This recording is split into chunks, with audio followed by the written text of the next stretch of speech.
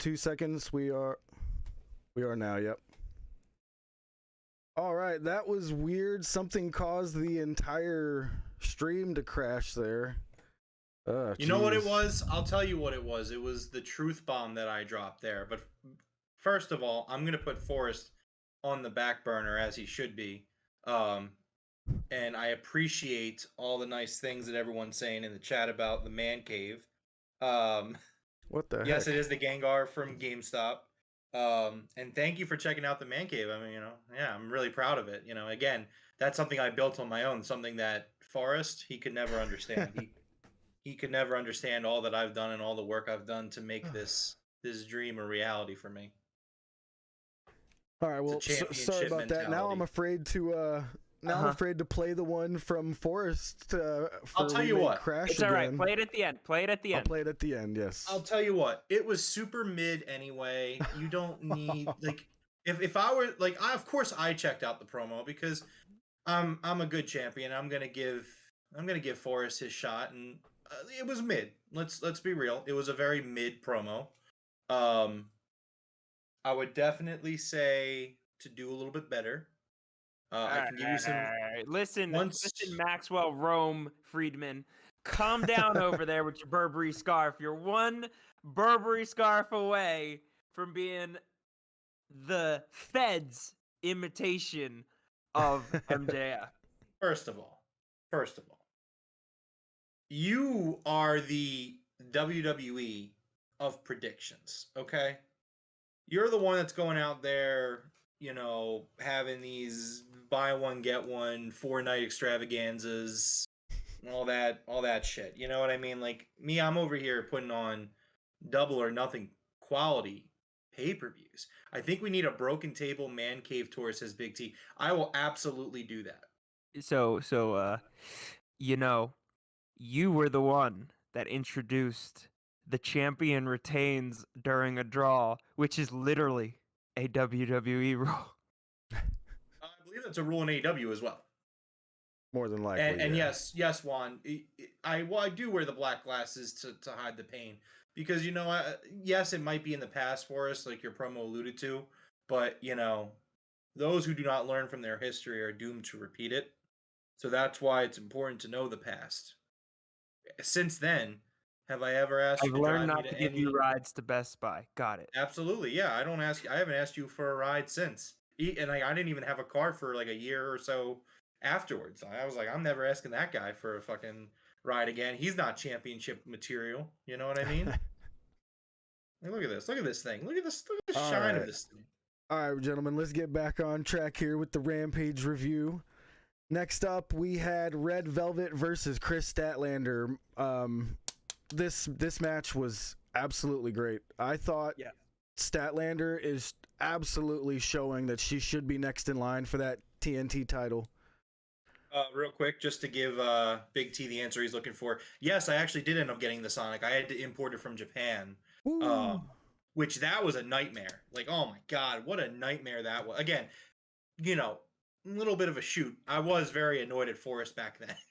Because especially once I had to buy it from Japan because like the post office, right? So I shipped from Japan and there was no tracking at all from coming in from Japan. When I bought it, it was like, oh, you won't get a tracking number until it gets to the States. And I was like, okay, whatever. So I'm sitting there waiting for a tracking number. I get a tracking number because it's being delivered by U.S. Postal Service. And so I remember I was at work and I check it and it's like, oh, it'll be delivered tomorrow. And I'm like, okay, cool. So I'm at work the next day and I'm looking at it again. It's like returning to sender. And I'm like, why? Why are you doing this? Do not go back to Japan. But so and then the tracking moved it to like a post office that was further away from me. And then it moved it back. And I was like, why did this happen? And the post office was like, we have no idea. We don't know. We're the post office. And I know people that are mail people, so I don't want to shit on the U.S. Postal Service. Yeah. But man, what a rough situation that was.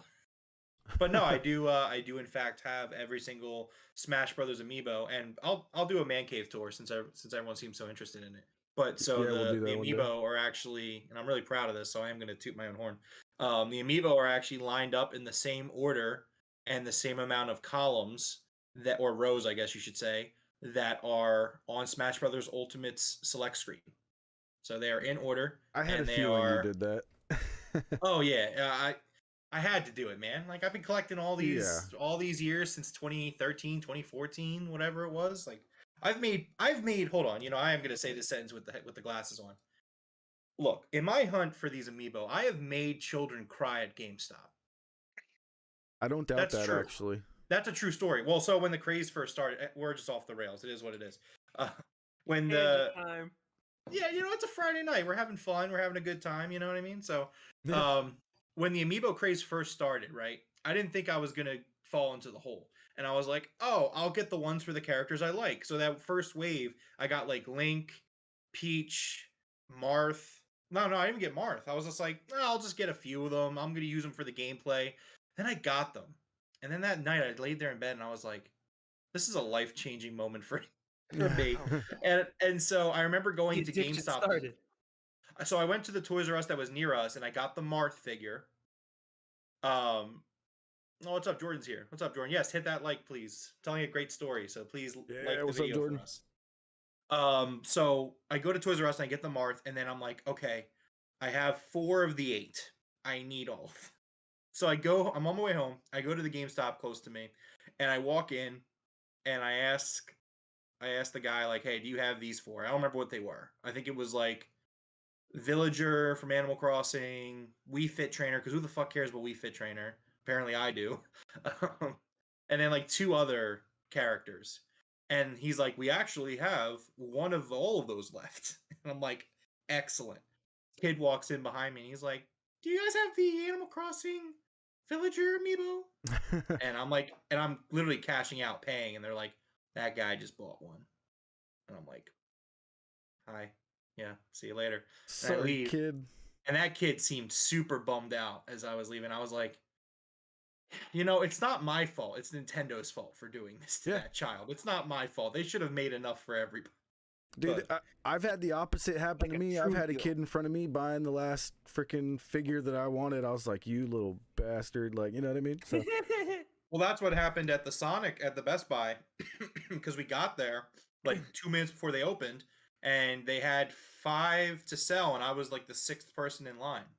And it's just like, that motherfucker. So we have a similar story. Like I didn't have anybody like Forrest like to take me in the morning to go find this figure, but I've been searching for any sort of a chase figure from AEW for a long time, and I wound up having to go from China. Some guy in China had one of this Riho, and he actually put it up for a really good price. So I went and got this off of eBay. It's a Riho 1 of 1,000.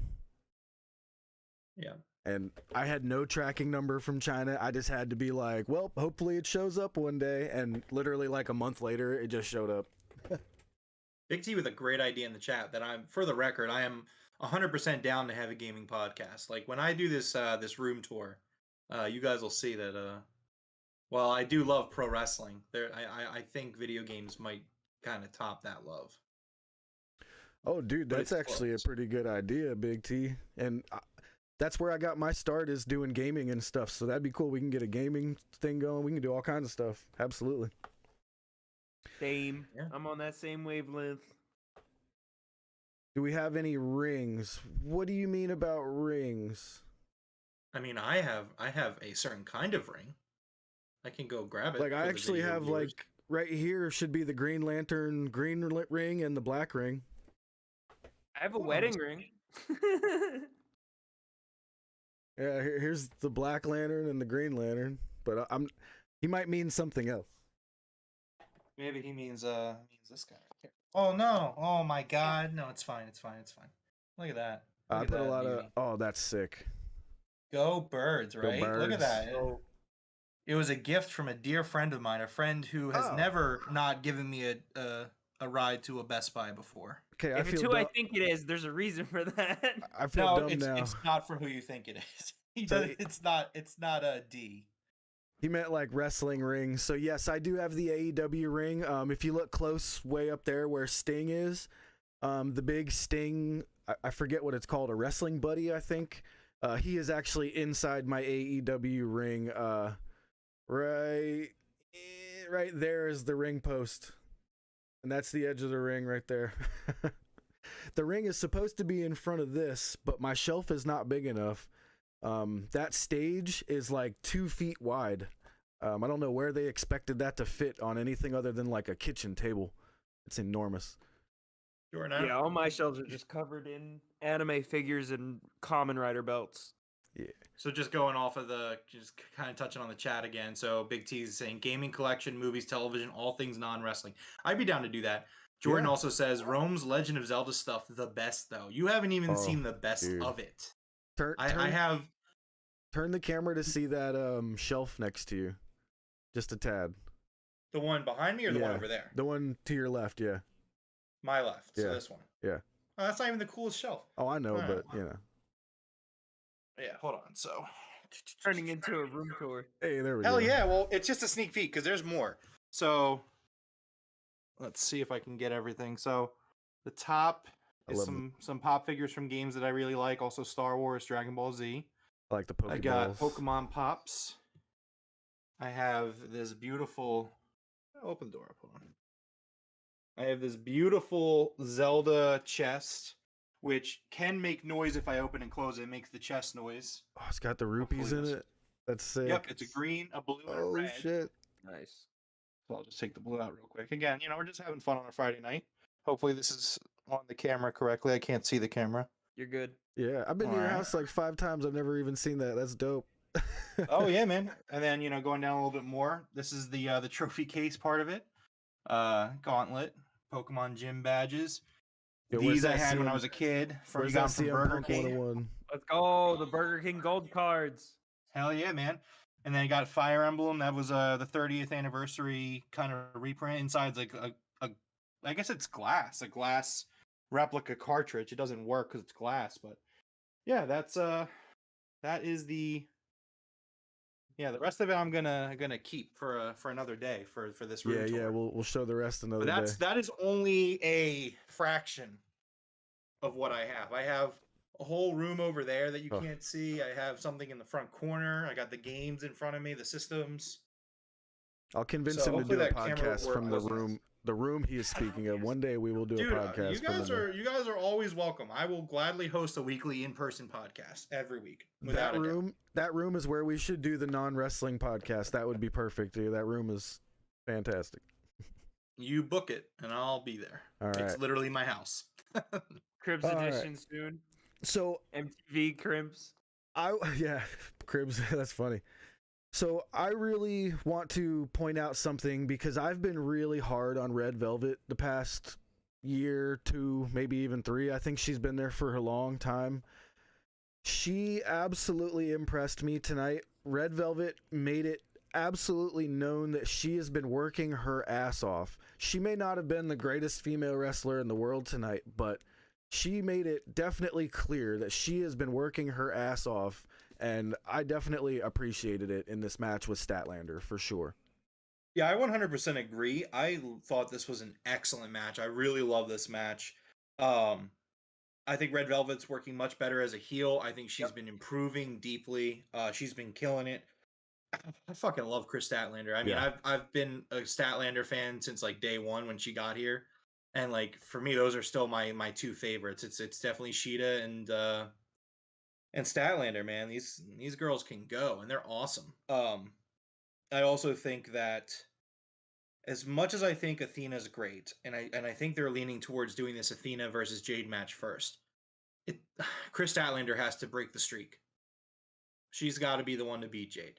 I think that she deserves it. She's been there since day one, like I said, and she hasn't gotten that accolade that so many other of the women's wrestlers from that day one AEW era have gotten. You know what I mean? Like Nyla was a champion, Riho was a champion, Sheeta was a champion, Britt was a champion. Like all the marquee day one AEW women's wrestlers have all gotten that slice, have all gotten that moment to shine. And Statlander hasn't yet, and she definitely deserves it. And this was another match where it's just like she fucking killed it. She looks great. She's like extremely impressive, especially for the power that she has. It's just She's awesome, and I'm a big fan. Hopefully, this storyline goes her way. Yeah, and if you guys saw that thumbnail I made, it took everything I had not to just cover the entire thumbnail in different pictures of Statlander, because I love her. I would not have been opposed. Yeah, like I like how they did the strength spot again where she was holding Velvet, but then they did it different. Yeah. I like that. What did they do? The roll through into the German suplex. I really like that. Statlander looked great. Red Velvet looked great. I have never cared more about Red Velvet than I do now, and she's a heel for the baddies, and I'm like, yes, yes, this is awesome. So here's a little thing I noticed, by the way. So the name is the baddie section, right? Mm-hmm. The name spells out TBS. Oh. How have they never mentioned TBS this? champion. How did we not? What? Yeah, I realized it the other day. I was scrolling on Twitter and somebody pointed it out. I don't remember who, otherwise I'd credit them. But I was like, oh shit! That's true. They're TBS, that the baddie squad, or Man, the that baddie just section. blew my mind that I never caught that. Wow. Big T saying it's time for KRIS. Yeah, I agree.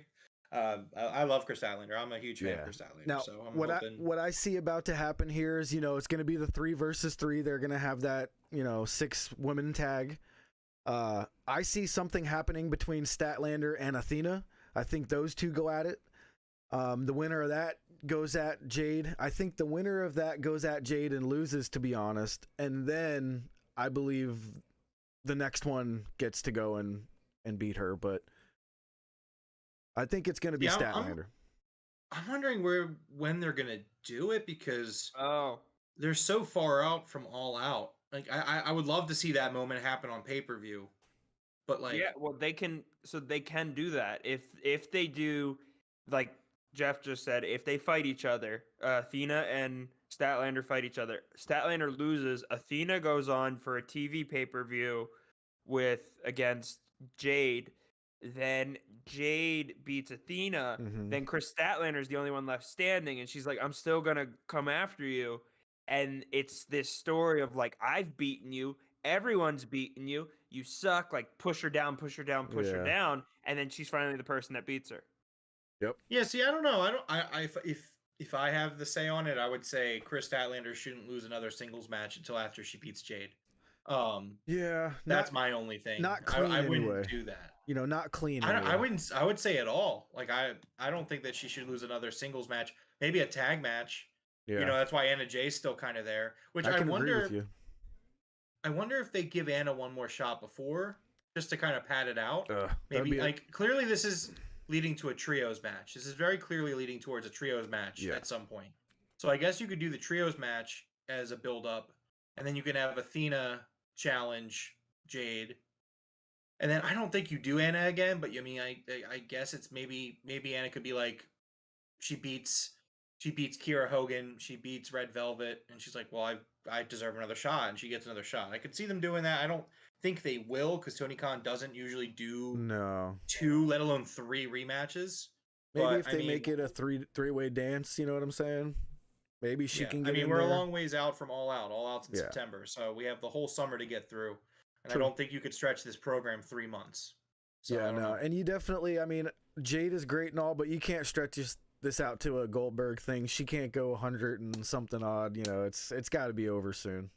Yeah, not at this point. The problem is that they didn't consider, like, if she had wrestled every single week and went out there and squashed people, then it would be a different story. Yeah.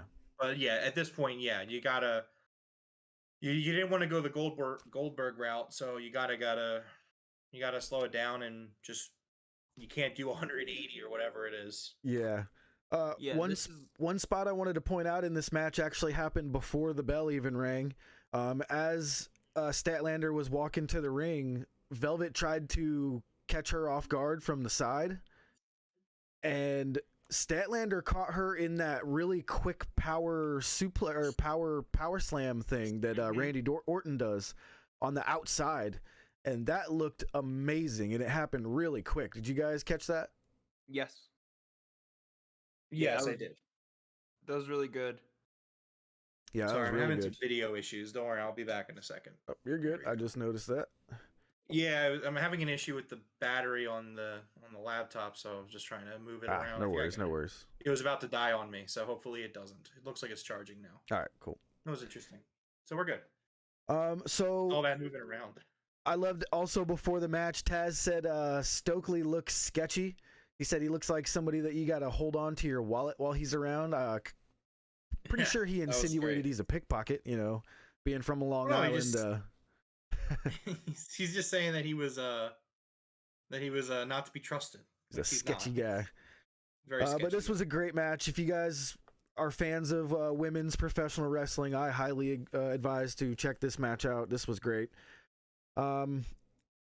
After the match, of course, Statlander picks up the win. After the match, Jade hits a huge pump kick right into Statlander on the outside. Anna Jay comes out, tries to get involved, but she gets super kicked for her efforts. Athena comes out, but there was a line of security guards out of nowhere that held her back, so she didn't even make her way to the ring. Which obviously I believe we're getting that, you know, 6-woman triple threat or whatever you call it. I forget what to call it, but a 6-woman tag match. Right. Should be a good match, actually. I think it'll let each woman will get in there and, you know, do their spots. I think that's actually going to be a good match. Mm-hmm. All right, next up we had a replay of the Miro vignette where he was talking for his comeback. I thought this was great to set up what came next, which was Ethan Page's amazing promo back at Miro. This actually made me think that Ethan Page was going to win this, to be honest with you, but, you know, thinking afterwards, probably not. But this was a really good promo by Ethan, and like I said, this made me think he might win the match. Yeah, I mean, this is an excellent promo. I would love to see more Ethan Page on my TV, that's for sure. For sure. Yep. This is great. Ethan Page has been on a really big run of hot promos, and he's killing it. And you know me, I really love good promos, and his work's been really good. So yeah, and it's a shame because I mean I don't think he's going to win, but like man, it would be really cool if he won. I would also like to start referring to Miro's promo from last week as the cursed promo because he cuts that promo cursing God, and people across the wrestling world just started dropping like flies. So, dude, I mean, and this isn't just AEW because Matt Cardona's out for like 7 months, Cody's out for 9 months. It's more like 5 months. I mean, like somebody mentioned, they were like, "Who pissed off the wrestling gods?" And I immediately said to myself, "I was like, Miro." Miro, yeah. He cursed gods. He cursed the gods. Yeah, like that was wild. But back to Ethan Page. He's always been that good at promos. Like with the Darby Coffin match, when he first showed up and threw Darby down the stairs, like he has been dropping fire promos since day one. Yeah, and I don't get what the holdup is with him. Like, why is he not connecting? Like, why aren't they doing anything with him? Like, yes, Man of the Year and stuff, but it's like, I think he would be okay away from that act. Me too. I've actually really wanted them to give the TNT title to him from Scorpio Sky back when he had it the first time. You know, like I was like, yo, that's the perfect story. It writes itself. But they didn't do it, you know, so. Yeah, I think we both talked about that leading up to, you know, the last few weeks where it's like Ethan Page definitely should be the TNT champion. Unfortunately, I do think they're going to go the Wardlow route. But, I mean, yeah, man, Ethan Page is really talented. And that's the thing. Like, I know that there's been some critiques about too many championships in AEW, which, first of all, there's more championships in the Fed. So, shut up. Second of all, like, there is so much talent in AEW that, like, I can't blame them for trying to get some more guys some exposure with these championships. Like, What I like about this thing is I can believe any person in this All-Atlantic Championship tournament. I can believe any single one of them to be the champion. You know what I mean? Yeah. So, yeah, I can't wait for that. That's going to be great. Next up, it was time for the main event. Again, you know, the Mark Henry thing. I love that before the main event when they have their little back and forth, you know, talking points thing, doing their promos back and forth. I love that setup for Rampage. I like how they, you know, Osprey was talking about it's his first time in AEW, and this just made me so hype. I was just like, I can't wait to see Osprey in the ring in AEW, man. I've been a fan of his for so long, so super hyped. Yeah, for definitely. Yeah, I want to kind of touch on Big T in the chat saying the trouble with a lot of wrestling promos today is everybody yells a lot, but people still have that Ultimate Warrior mentality instead of just simply talking. Yeah. I think that that yelling is fine. It's more so, is there a purpose to your yelling? Yes. Like I think Ethan Page's yelling promos, they're like, again, it's genuine. You feel it. We talked about it with Eddie Kingston.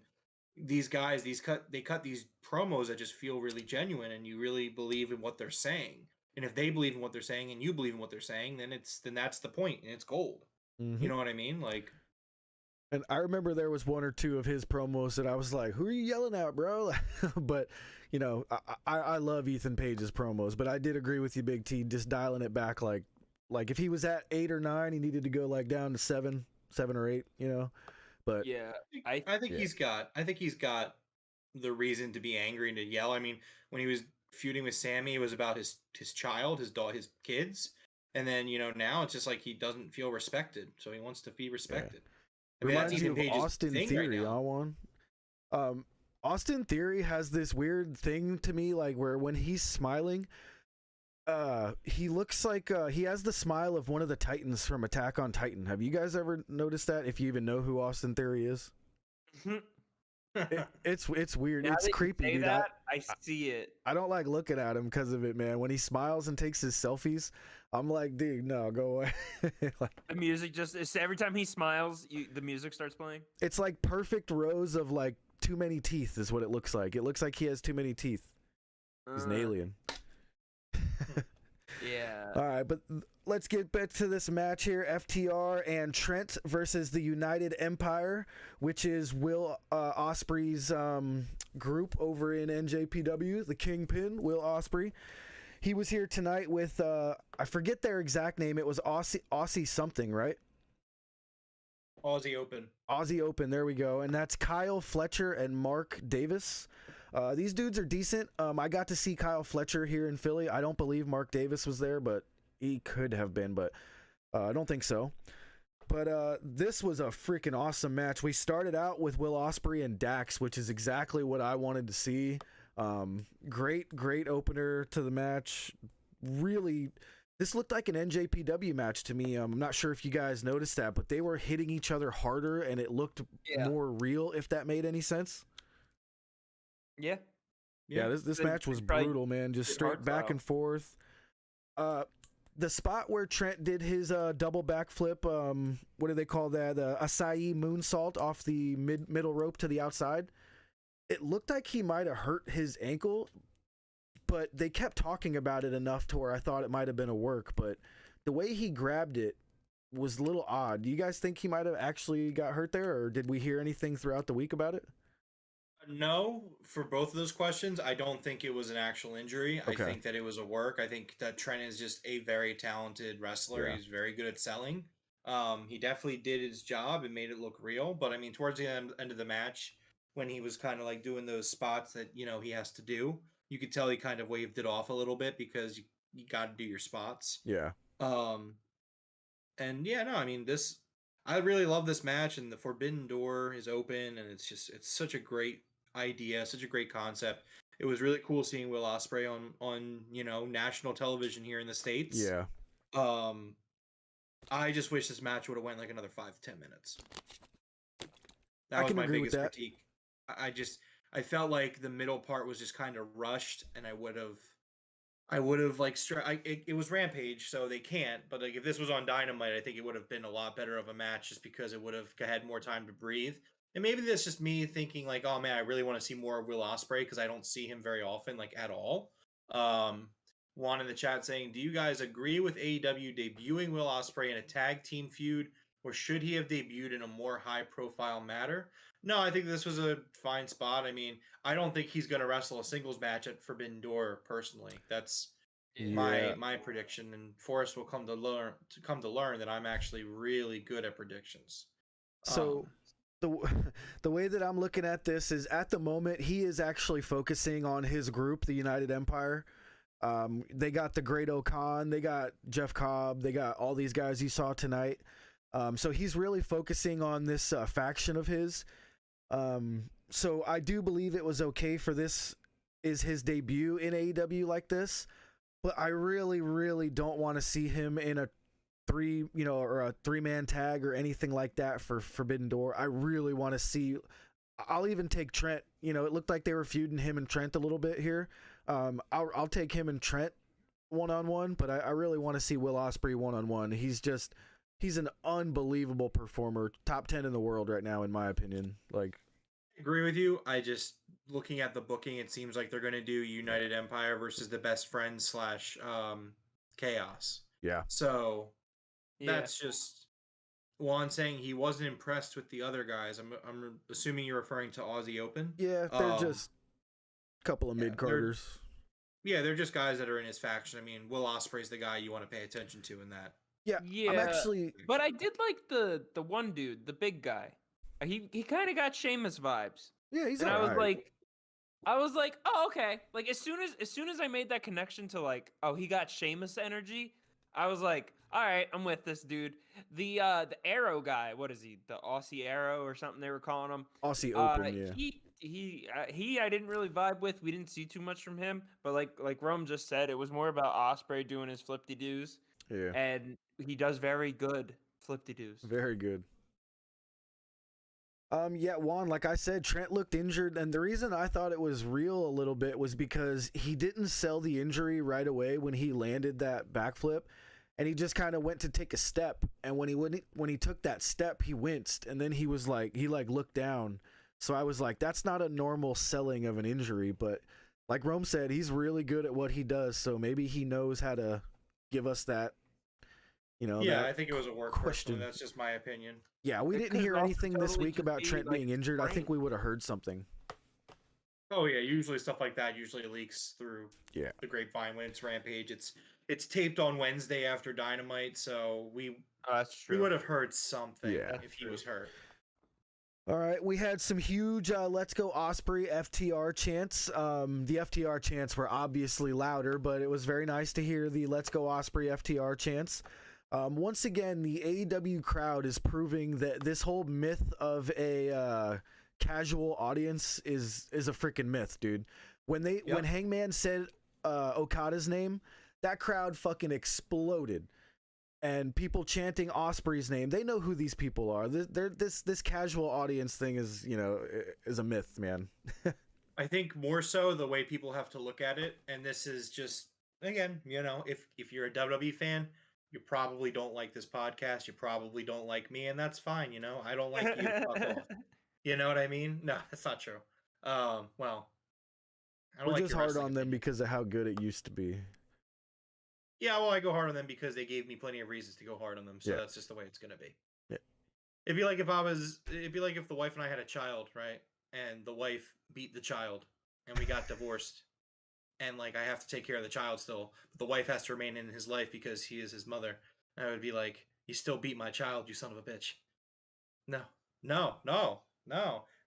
We don't have a child, and my wife is very loving. She's great, so don't worry about that. What were we talking about? Right, WWE. Yeah. So there's two kinds of fans. There's WWE fans, and then there's pro wrestling fans. That's what it is. The casual fan doesn't exist. You either just watch that product from New York, or you watch everything.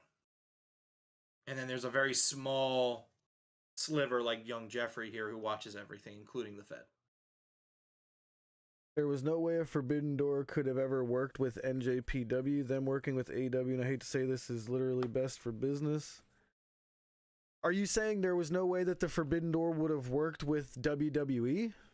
It never would have. No, yeah, I think that's what he's referring to. And there was the rumors like a few years back, 2 years ago, it was like last year when they first started working with New Japan and Tony Khan first coined the term Forbidden Door.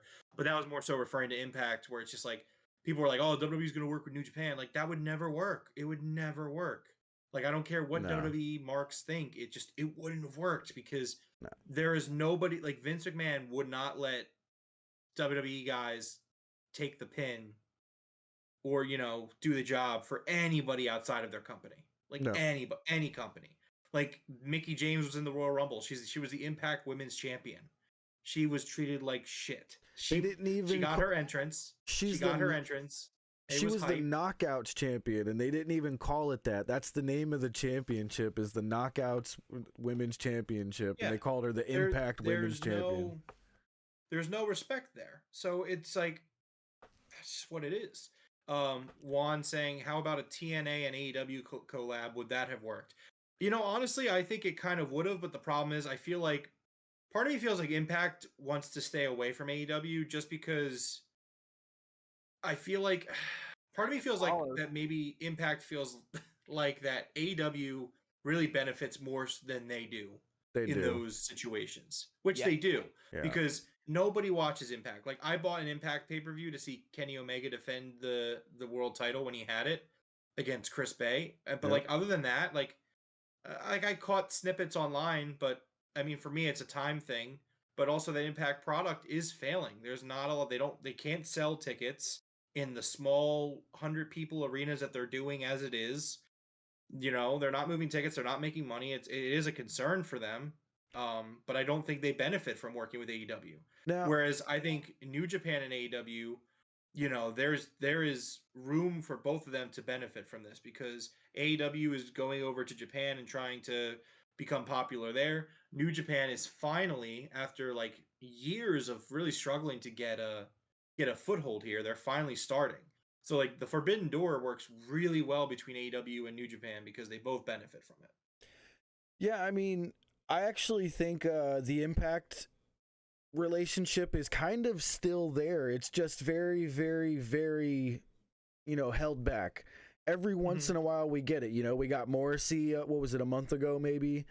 And Deonna Purrazzo. Yeah, Deonna Purrazzo. I think we just get it very sparingly, I think they are very worried that it hurts them more than helps them. But I will be honest, the last time I watched Impact, like turned on Impact, was when Kenny Omega was their champion, and I watched it every week. So as soon as he was no longer their champ, I was like, okay, I'm done.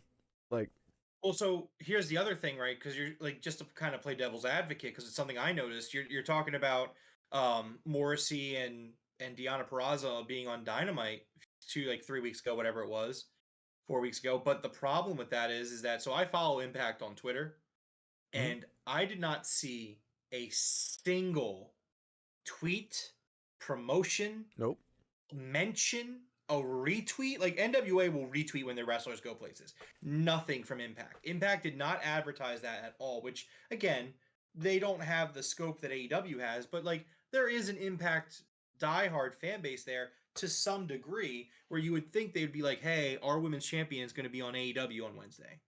Like, when Mickie James was in the Royal Rumble, it was the fucking Impact was tweeting, retweeting, this, that, the third. Yeah. But as soon as it's like AEW, it was like there was no coverage at all. And that's for me, like things like that are things that really matter. People joke like, oh, social media doesn't matter. Like, when football players change their bios, their Instagram bios, and like change things like that, people are like, oh, that doesn't mean anything. It really does. These people use their social media platforms for their social media platforms. Like, if they're feeling something, they want people to know it, they're going to make it clear on their social media, even if they're kind of, dancing around and just kind of like indirectly saying something.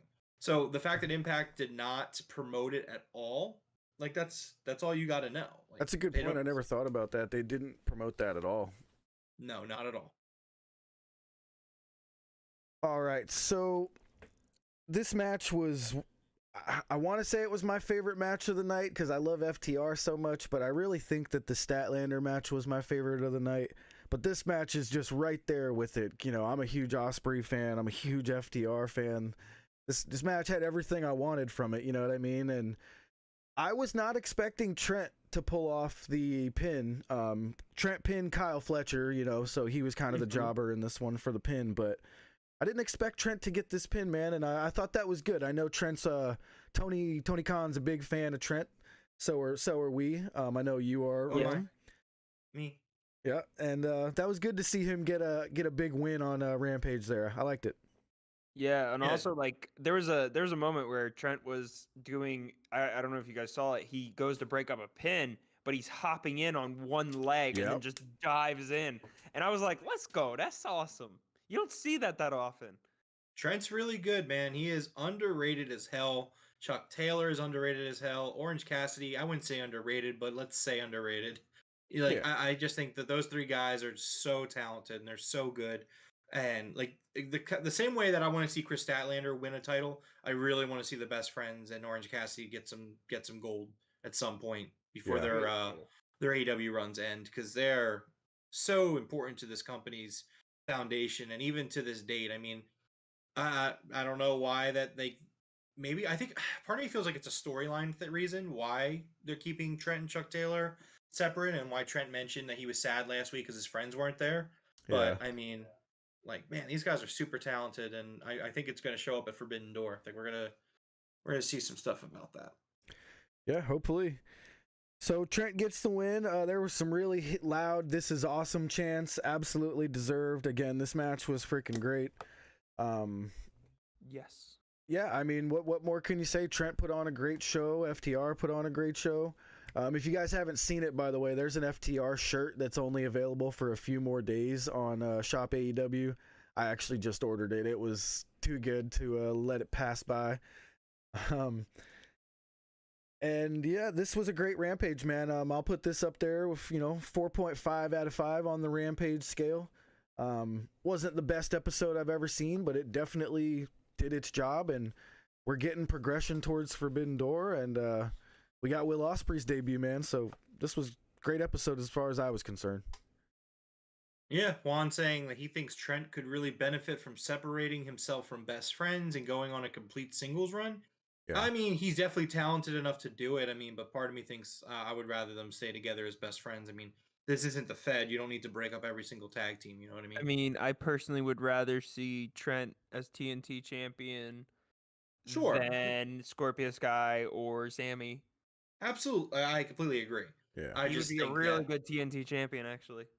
I think I would. Yeah, I would also give them the tag titles though. I would give them that rub again. Like, they were a day one AEW tag team. They were on the first show. They were there since day one. I think they were even on All In. But yeah, definitely, they definitely deserve something. But, Yeah, we'll see. Yeah, absolutely. Yeah, and that's another thing Big T said, no meet and greet announced for next week. It's weird. Last week I didn't see any meet and greet announced for the Dynamite or Rampage there. None for next week announced yet. Now, usually they don't announce it till Monday or Tuesday, but it's still a little odd there's no meet and greets going on here. Yeah, I mean, it's definitely something weird. I mean, honestly, if you want my complete, honestly, prediction, I think that they probably had guys that are currently hurt scheduled for these things, and they just didn't reschedule anyone else. But like you said, it's still early. I mean, the Philly show, they didn't announce that till the night before, I think, or the day before. Yeah, I had to scramble to get the tickets. I was like, holy shit, what? So we'll see. They may announce it right before, but yeah, I don't know. Juan wants AJ Styles or Rey Mysterio in AEW.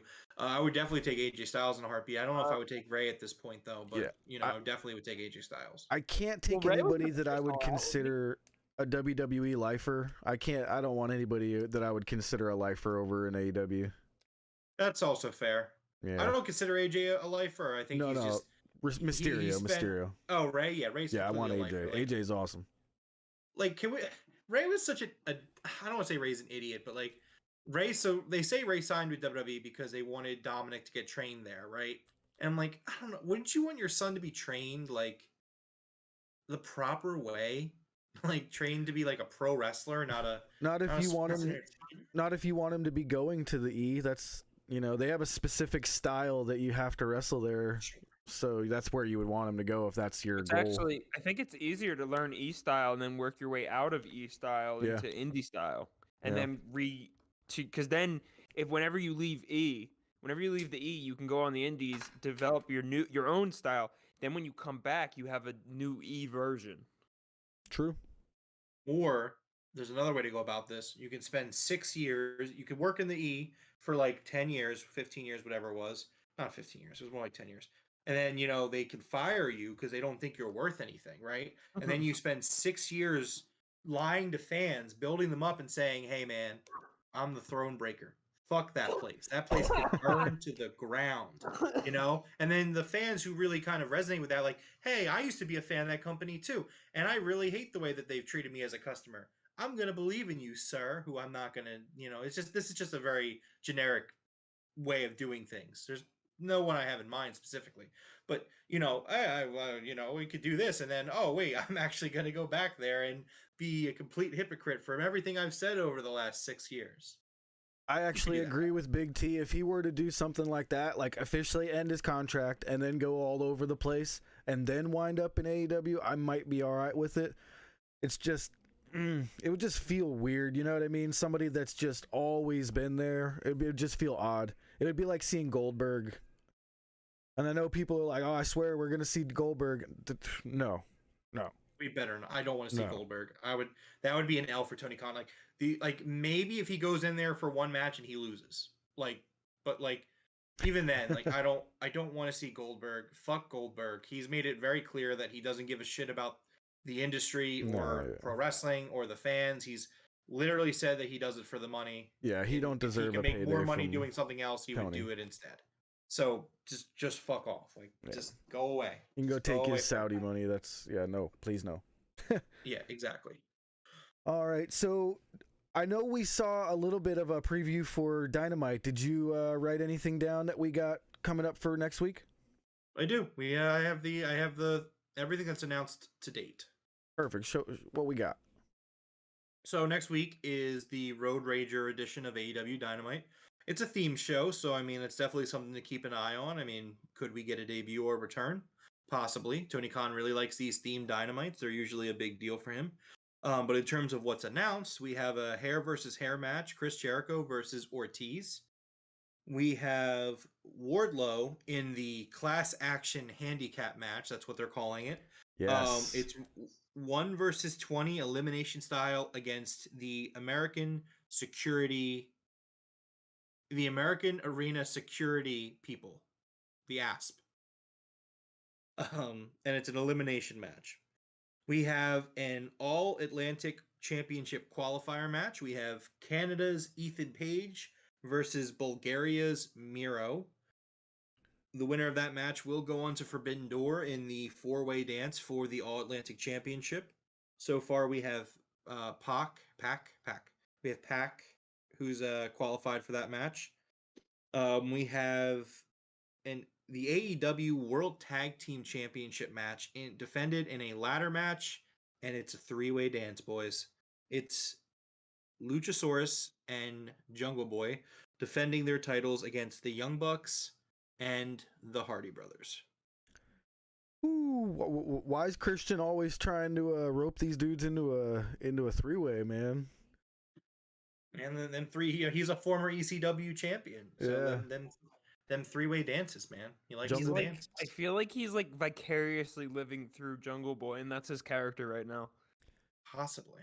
This has to be the turn. There's almost no way they can keep pushing this. You know, it's got to be the turn here. I think the Bucks take back their titles. Yeah, it's not even shocking at this point. We're just waiting for it. Yeah. And that's not great.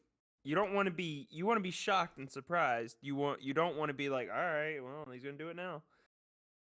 I mean, you know what would be crazy if Luchasaurus is just the one that turns. That would be nuts. If him and Christian did, that'd be nuts.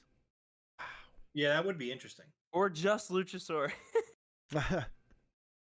It's got to be Christian. They've been setting it up too much. The little tiny eyeballs, the little looks here, the little things here and there, calling him a loser here, a loser there. There's just no way. Yep, no Wyatt on TV this week, thank God.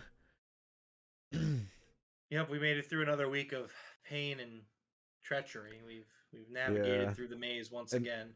I have a nightmare scenario with Wyatt where he's calling himself Wyatt 6, right? Now Finn Balor and Damian Priest and Rhea Ripley, that's 3. He would make 4. Tommaso Ciampa would make 5. and one more, which would, in my opinion, maybe Liv Morgan makes 6. And I'm wondering if that's going to be his new thing, is the Wyndham 6 or the Wyatt 6. Why would you say that? Because Why it, you gotta hurt Rome it like came this? to me in a Disgusting. nightmare, It makes me dude. sick to my stomach. Rome's the heel here. What are you doing, Jeff? Yeah. I just lost my smile. Here, Jeff. I'm gonna forfeit this. I lost my smile. Psych. No, I didn't lose my smile. Yo, have Luchasaurus put in a black mask? That would actually be pretty cool.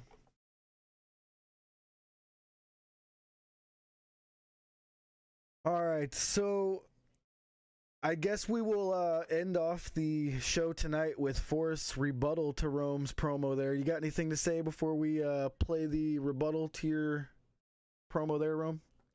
Yes, absolutely. Well, I would just like to say that just a warning for those who are not mid, which none of our viewers and listeners are mid. They're all fantastic, excellent people. This is a very mid promo you're about to hear. So if you can't stand mid things, I would say this has been episode 44 of the Broken Tables podcast. You know, but you guys can listen to it if you want. You know, I would recommend against it. It's definitely not best for your health. Come on, we It's need best the minute. for We your need health. the minutes viewed, bro. Absolutely. Well, that's why I didn't want to fully close the show, because we do need the views. But again, I'm a champion who wants to see the Broken Tables podcast transition into, you know, a staple of the podcasting industry.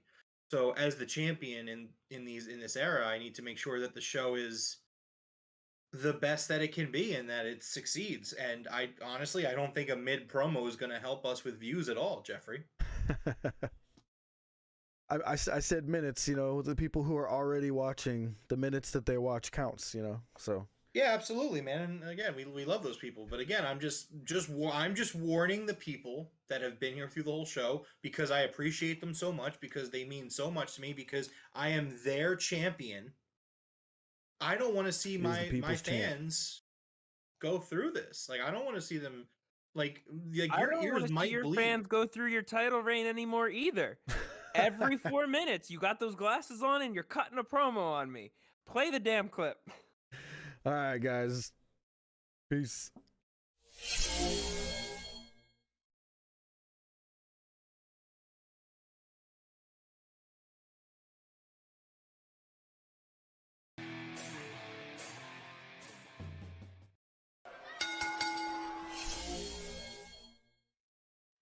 Rome.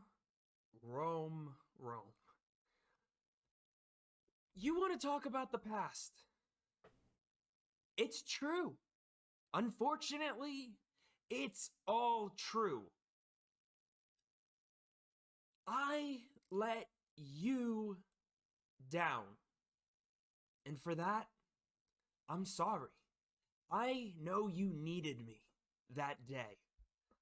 But I still let you down. And again, I'm sorry. I know how bad you needed that Sonic amiibo, because you said, and I quote, "gotta go fast." And I get that. I really do. I understand that.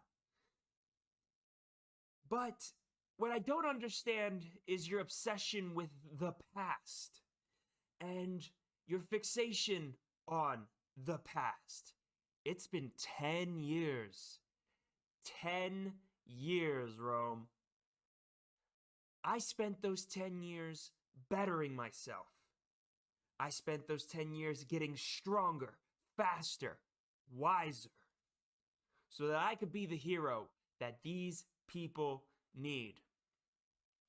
They don't need a champion that makes up rules on the fly. They don't need a champion that shoves the title in their face every 4 minutes on every podcast. Rome, it's fine to want to live in the past, and I get that. So, since you're so acquainted with the past, let me put this in terms that you'll understand. Your championship reign after Forbidden Door will be nothing but a memory in the past. And at the end of the pay-per-view, I will ask you one question. And that question is Rome still the champion? Nah, nah, nah, nah, nah, nah, nah, nah.